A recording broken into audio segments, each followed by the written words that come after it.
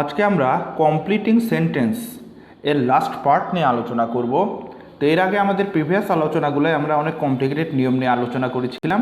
তো আজকে এটা লাস্ট পার্ট নিয়ে আলোচনা করব। প্রশ্ন হচ্ছে কমপ্লিটিং সেন্টেন্সেস এইগুলো আসলে কোথায় আসে।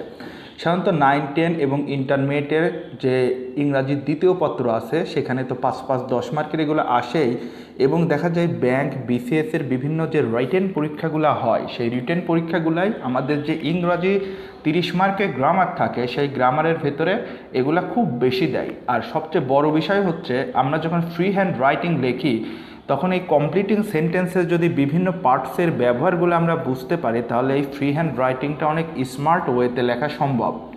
একই স্টুডেন্ট একই রকম রচনা কিংবা প্যারাগ্রাফ কিংবা অ্যাপ্লিকেশন লিখতেছে কিন্তু ডিফারেন্ট মার্ক পায়। এর প্রধান কারণ ফ্রি হ্যান্ড রাইটিং। তো এটা গদবাঁধা কিছু নিয়ম মেনে হয় না। কমপ্লিটিং সেন্টেন্স, ট্রান্সফরমেশন, ভয়েস এগুলার সমন্বিত ফলাফল রাইট ফর্মস অফ ভার্বের সাথে শিখতে হয়, তাহলে একটা ফ্রি হ্যান্ড রাইটিং শেখা যায়। এটার জন্য মোটামুটি 5-6 মাসের পরিশ্রমই যথেষ্ট। তো যাই হোক, আলোচনায় ফিরে আসি। যদি কোনো সেন্টেন্সের শুরুটা উড ইউ মাইন্ড দ্বারা শুরু হয় তাহলে এর পরের অংশে ভার্ব প্লাস আইএনজি অবজেক্ট এবং একটা কোশ্চিন মার্ক বসবে, অর্থাৎ এটা অবশ্যই ইন্টারোগেটিভ অর্থাৎ প্রশ্নবোধক সেন্টেন্সে রূপান্তরিত হবে। যেরকম উড ইউ মাইন্ড, বাকি অংশ দেওয়া না, এটা কমপ্লিট করতে গেলে কি করতে হবে, উড ইউ মাইন্ড সিস্টেম অনুযায়ী কি বসার কথা, ভার্ব প্লাস আইএনজি, তার মানে taking object a cup of tea, তারপরে কি একটা প্রশ্নবোধক চিহ্ন। তার মানে তুমি কি 1 কাপ চা খেতে পছন্দ করবা। তার মানে উড ইউ মাইন্ডের সৃষ্টিই হয়েছে কি কোশ্চিন সৃষ্টি করার জন্য। আর একটা কি, উড ইউ মাইন্ডের পরে অবশ্যই ভার্ব প্লাস আইএনজি হবে। আর একটা উদাহরণ, উড ইউ মাইন্ড। এখন would you mind opening the door, তার মানে কি তুমি কি দরজাটা খুলতে পছন্দ করো কিংবা দরজাটা কি খুলবে। তাহলে এইটা সোজাসুজি এক কথায় বলা যায় যে প্রশ্নবোধক। আর একটা বিষয় হচ্ছে এই যে ভার্ব প্লাস আইএনজি দিলাম, 2 জায়গায় 2টা ডিফারেন্ট সেন্টেন্স অ্যাড করা হলো। এখানে বিষয় হচ্ছে যে কোনো সেন্টেন্সে অ্যাড করা যায় যদি আমরা এই স্ট্রাকচারটা মেনে চলি। যাই হোক, এবার আমরা নেক্সট আর একটা পয়েন্টে যাই। সেটা হচ্ছে কি, কোনো সেন্টেন্সে যদি রিগার্ড, ট্রিট, অ্যাকনলেজ, কন্ডেম এগুলো যদি থাকে তাহলে এরপরে অ্যাজ এবং অ্যাডজেক্টিভ অথবা অ্যাডভার্ব যুক্ত হয়। যেরকম খান জাহান আলী ওয়াজ রিগার্ডেড, কোন সেন্টেন্সটা এখানে বসলো, এই যে রিগার্ড।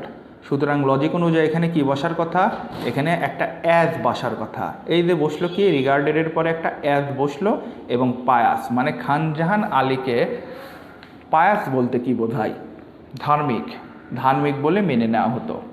তাহলে এখানে মূল বিষয় হচ্ছে এই রিগার্ড, ট্রিট এই ওয়ার্ডগুলো থাকলে এরপর একটা অ্যাজ যুক্ত হবে কিংবা অ্যাডজেক্টিভ অর্থাৎ দোষগুণ কিংবা অ্যাডভার্ব যেটা অ্যাডজেক্টিভ কিংবা ভার্বের তীব্রতাটা বাড়ায় দেয় সেটা যুক্ত করতে হবে। আর একটা উদাহরণ, হি ট্রিটস মি, ট্রিটসটা কোথায় আছে, এই যে এই ওয়ার্ড, লজিক্যাল এরপরে অ্যাজ হবে, অ্যাডজেক্টিভ অথবা অ্যাডভার্ব হবে। হি ট্রিটস মি অ্যাজ ইনোসেন্ট, সে আমাকে নিরপরাধ বলে মনে করে। এই মনে করাটাই তো ভুল আসলে। তো যাই হোক, তো এই যে ট্রিটস মির পর অ্যাজ বসলো সেটা কি অনুযায়ী বসলো, এই অ্যাজ অনুযায়ী, এবং লজিক অনুযায়ী একটা অ্যাডজেক্টিভ বসার কথা। ইনোসেন্ট অবশ্যই নিরপরাধ, মানে একটা গুণ বোঝাচ্ছে তার মানে সে হচ্ছে নিষ্পাপ। এখন আর একটা উদাহরণে যাই, his contribution to this work is acknowledged, তার মানে তার এই কাজটায় যে অবদান ছিল সেটা কী হিসাবে ধারণা করা হয়, অ্যাজ গ্রেট।